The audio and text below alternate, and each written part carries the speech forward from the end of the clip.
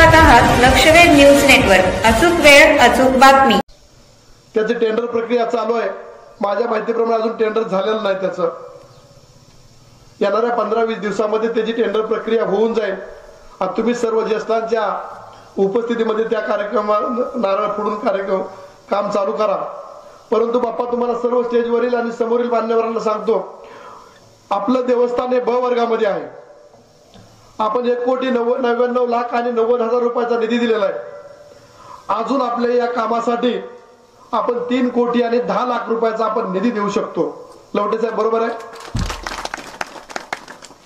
लवटे साहेब जाता जाता जो नवीन डेप्युटी इंजिनियर येईल किंवा या ठिकाणचं सेक्शन इंजिनियर असेल त्यांना सांगून टाका, आजपासूनच उर्वरित 3 कोटी रुपयाच्या कामाचा आराखडा बनवायला चालू करा।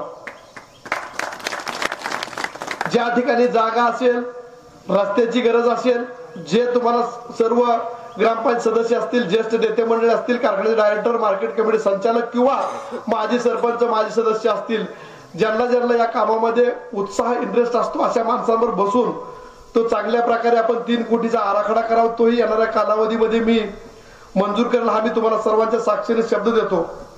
अशा पद्धतीने वेगवेगळी 15 कोटी 56 लाख आणि 43,000 रुपयाची कामं आपण मंजूर केलेली आहेत। काही कामं झालेली आहेत, काही कामं चालू आहेत, काही कामं टेंडर प्रक्रियेत आहेत। परंतु 2 दिवसापूर्वी जिल्हा नियोजन मंडळामधून सुद्धा आपण येणाऱ्या कालावधीमध्ये काही कामं मंजुरी झालेली आहेत। फुलचिंचोली ते म्हणजे आपला जो काळेमाळा रस्ता तो राहिलेला पॅच आहे, त्या रस्त्यासाठी आपण 40 लाख रुपये मंजूर केलेले आहेत। पुन्हा फुलचिंचोली पासून तारापूर रस्ता जो आहे त्या रस्त्याला सुद्धा आपण 35 लाख रुपये मंजूर केलेले आहेत आणि स्मशानभूमी सुशोभीकरणासाठी आपण 8 लाख रुपये, म्हणजे 4-2 दिवसामध्ये तुमच्या गावासाठी अजून 83 लाख रुपयाची भर पडेल। म्हणजे 16,39,00,000 आणि 43,000 रुपयाचा निधी आपल्या गावासाठी आपण मंजूर केलेला आहे।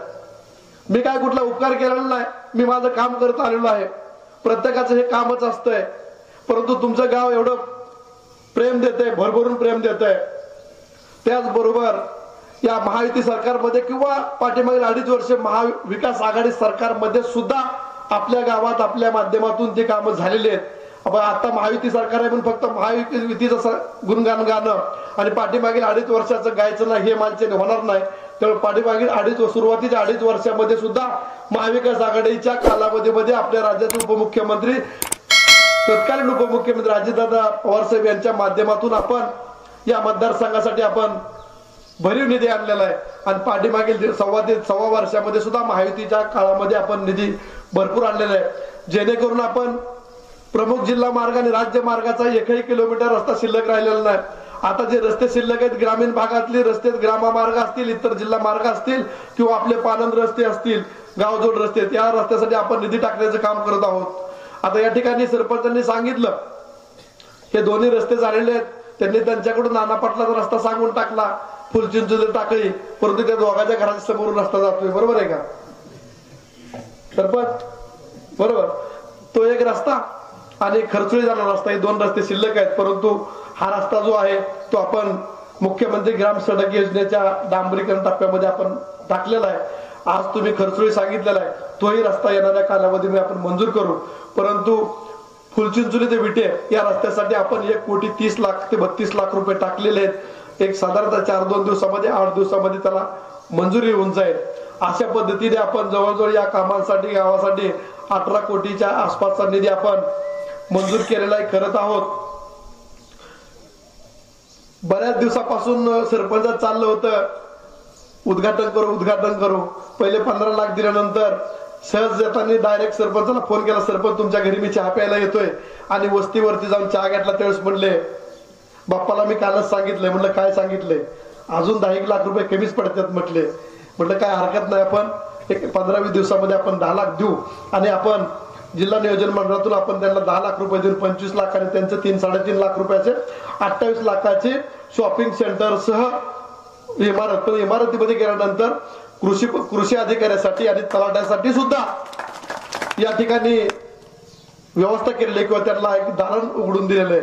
म्हणजे हे ग्रामपंचायत ऑफिस नसून एक ग्राम सचिवालय ग्राम सचिवालय आहे, याच्यामध्ये गेल्यानंतर तुम्हाला ग्रामसेवक भेटेल, कृषी पर्यवेक्षक भेटेल, तुम्हाला तलाठी भेटतील आणि आपल्या गावामध्ये हेच काम असतात आणि सर्व एकत्रित जसं आपण एक खिडकी म्हणतो त्या पद्धतीने एकाच जागेवरती तहसीलमध्ये गेल्या एका खिडकीमध्ये सर्व कामं सांगतो तसे इमारतीमध्ये गेल्यानंतर ग्रामसेवक, तलाठी आणि कृषी अधिकारी तुम्हाला या ठिकाणी मिळेल. त्यामुळे एक चांगली प्रकारची संकल्पना आपण दाखवून दिलेली आहे.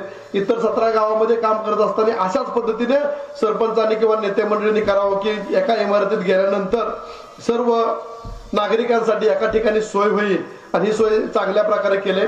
कॉन्ट्रॅक्टरने, सर्व ग्रामपंचायत बॉडीने आणि अधिकाऱ्यांनी एक इमारत चांगल्या प्रकारे करण्याचा प्रयत्न केला आहे आणि ग्रामस्थांनी किंवा ग्रामस्थांनी लवटे साहेबांच्या निवृत्तीच्या शेवटच्या दिवशी त्यांना बोलवून त्यांचा सत्कार केला, ओपनिंग केलं. त्यांच्या एक आयुष्यामध्ये नक्कीच ते कोरलं जाईल की माझ्या निवृत्ती दिवशी फुलचिंचोली या गावाने माझ्यावरती सत्कार रूपी आशीर्वाद दिलाय आणि नक्कीच या भैरवाच्या पांढरीमध्ये आपणाला उर्वरित आयुष्य सुखाचं समाधानाचं जाईल.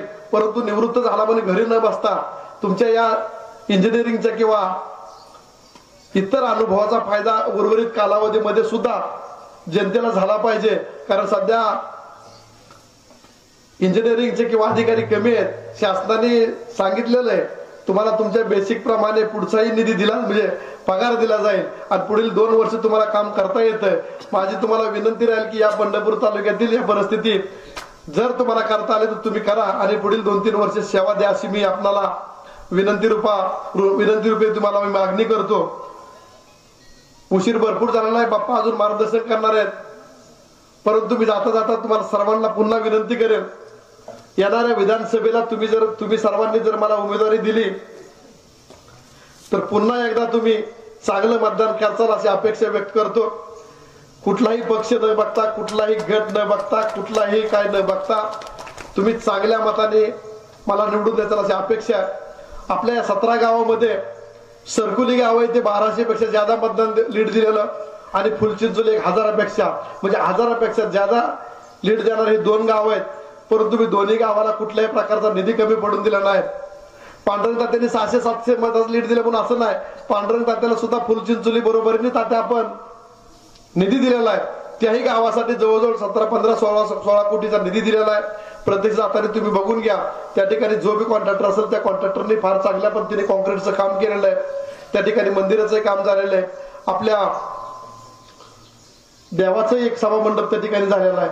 म्हणजे बरीचशी कामं झाली. तुम्हाला तारापूर नाल्यापासून आपण विट्यापर्यंत रस्ता मंजूर केला, त्याच्यात थोडा विट्याकडचा भाग थोडाफार शिल्लक राहिलेला आहे. तिथून पुळूज पासून पुळूजवाडीला रस्ता मंजूर झालेला आहे. पुळूजवाडीपासून कोथाळ्याला रस्ता 2 कोटी टाकलेत.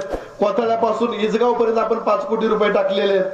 कुठल्याही या भागामध्ये रस्त्याची कामं शिल्लक राहिली नाही पाहिजे या उद्देशाने मी काम करत आहे. मला या भागामध्ये सर्व शेतकरी सदन आहेत.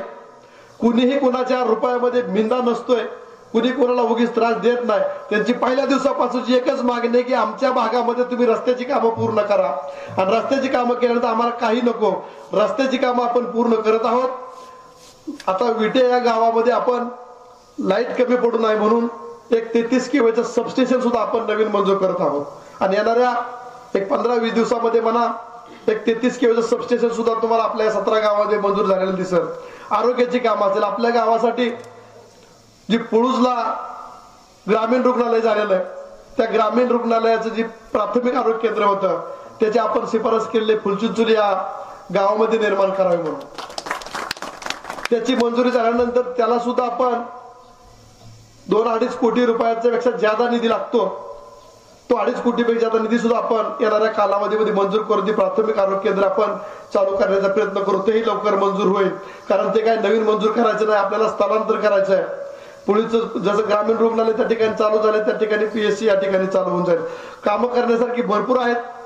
येणाऱ्या कालावधीमध्ये तुम्ही कामारूपी आशीर्वाद देत राहा. मी आपणाकडे कामं करूनच येत जाईल. बोलण्यासारखं भरपूर आहे पण मी एवढी एकच विनंती करतो, येणाऱ्या कालावधीमध्ये पुन्हा मी आपल्याला आशीर्वाद घेण्यासाठी येईलच.